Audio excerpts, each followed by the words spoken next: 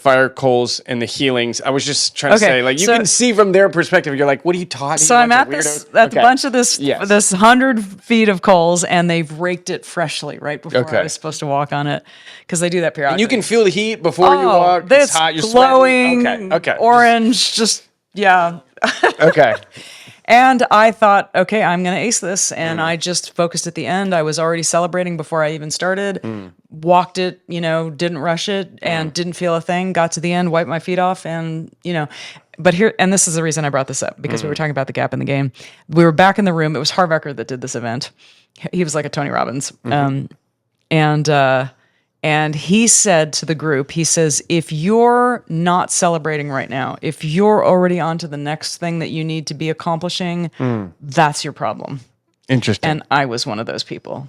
What do you mean by that? Like, I wasn't celebrating. I was already on to the next thing. So I wasn't giving my nervous system the opportunity to celebrate what I had just done. And then reset. Okay, I see. It's really important. I see. Okay. Because again, you want to train that neural pathway that says you have different thoughts, you have different behaviors, you have different outcomes. The outcomes are better.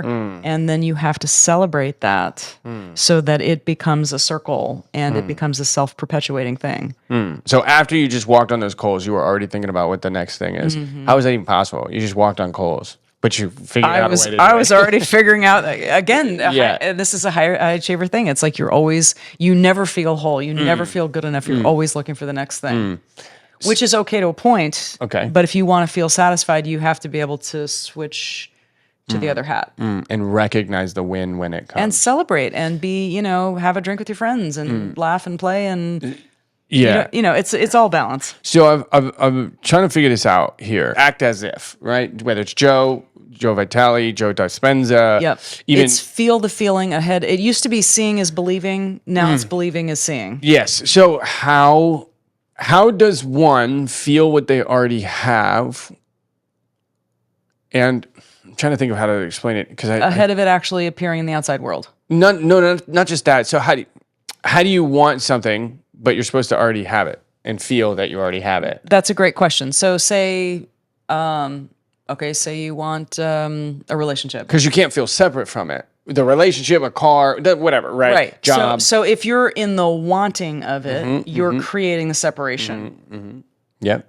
And this is easier said than done, because again, most of this is subconscious, which is below the level of your consciousness. Yes. So you kind of have to trick your brain to feel the experience of having what you want. You have to live that. For example, Jack Canfield, who was a famous guy in this arena, Success principles. Yeah, I mean, he was like Mr. Law of Attraction back in the day. He would have parties on the Queen Mary with his buddies, and they'd all pretend they had already written the best-selling book.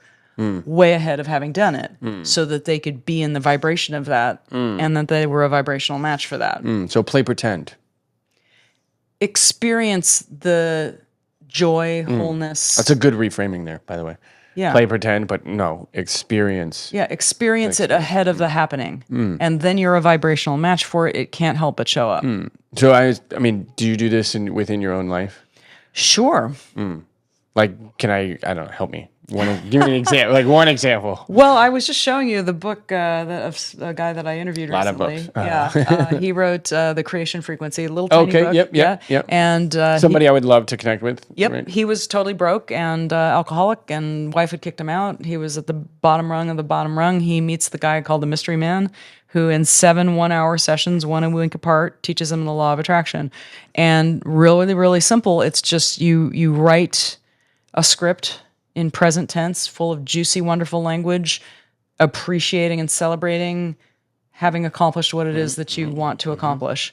And again, it's quantum physics. If you go out of space-time and into time-space, and when you have that degree of coherence, you're able to pull that to you faster than you would if it was just in 3D. 3D takes a long time, takes a lot of effort.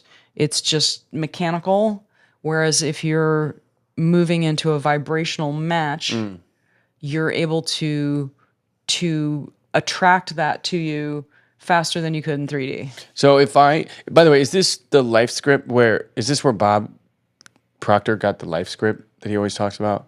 It just sounds very similar to that. I don't think so. I think this is unique Okay. to Mike Murphy. Okay, that I'll have that book in Okinawa before I even get land. But it's this week. just the principle is the same as the same as the same, and you can do it in different ways. You can record your own voice saying the script and putting it into binaural beats. For me, I've done a few different things. Okay, so I have made. That's not true. Yes, I've made my own audio recordings, talking to myself, different things. But So have I, by the way. Okay. I mean, so you asked me how I do it. I mean, that's one way. Okay. Just going into complete coherence and meditation. Nobody, nowhere, no space, and no time. When you can achieve that state, and then you just think the juicy, happy thoughts of whatever it is you want. Then again. When I go to a Dr. Joe event now, the coincidences that happen, it's like daily. Yeah. I could only, right. Every break. I mean, is a you new one. coming here and just dovetailing with another friend of mine that I knew you guys were going to hit it off. Yes. Hopefully, I mean, anyway, who knows where that'll go. It's just after a while, you can't think it's an accident. Yeah. No, you can't. I can tell you, even when I get to, my family is from Nashville, so that's why it all lined up. When I see people today and tell them, like, yeah, he's building properties X, Y, and Z location, they know that I've been talking about this quite like a lot. And I haven't been very secretive about it. I want to be respectful, right, of everybody. They're going to be like, really, bro? Like, what the heck, right? And that's real. The synchronicities are unexplainable. I know for me, whenever I've done any type of life scripts, I've found it, I've read them on a daily basis and whatnot. I have found it really hard to care. This sounds weird. No, that's like true. a numbness with it. You know what? Okay. It has to be. That's where the art and the science comes in. I think it's got to be that juicy language so that when you read it, you feel good. And I've never been able to write where I feel. I don't know. I feel from the neck up or right. And that's why if you could record it and then put binaural beats in it Okay. and then listen to it as you're drifting off to sleep when your brain waves are starting to slow down, that'll be more powerful. Is there any element of it where if you're trying to stuff it into your brain when you're in beta like we are right now, that's really tough. Is there any element where it's like it's not something you truly even want? It's probably something you're chasing that you don't even care about? Therefore. Yes, if you have written something that you think is, your mother wants it, your society wants it, you have some expectation that's really is not authentically you, then you're going to have a hard time materializing that. Some of the hard part for me for all of this has always been trying to think of how to word this in a very humble way, in a non-grandiose way. But like there have been people that I've had the opportunity, privilege, blessing, whatever word you want to use, to meet. In the, some of them are hundreds of millions of dollars and billionaires and so on. And I don't mean this in like a self-righteous way. I just have never cared. I am significantly more impressed by who that person has become to get there and what the gap was from them starting in X, Y, and Z to get there, because they're a different human, just like the 7-day retreat, biologically a different human, than I am with the stuff or the thing, if that makes sense. You're interested in the hero's journey. So for me, it's always been tough. How do you write that in a life script form? Because you have to have some form of milestone, or like looking at the horizon, you have to see the timeline of what has happened or transpired. How do I write that when I'm reading that I actually care? So for example, again, cool. I'm not a car person. I like watches. It's just like one of the few things that I like actually really like, and it's not for anyone else. It's purely for me.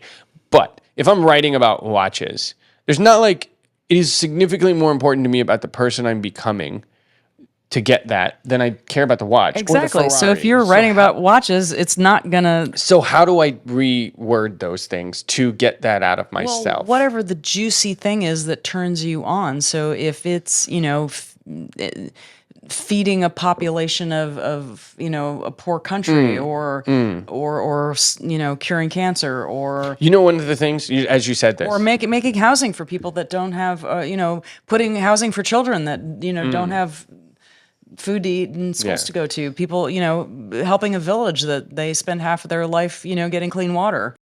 What's going on, guys? If you like that clip right there, you will love the full interview. You can check that out right there.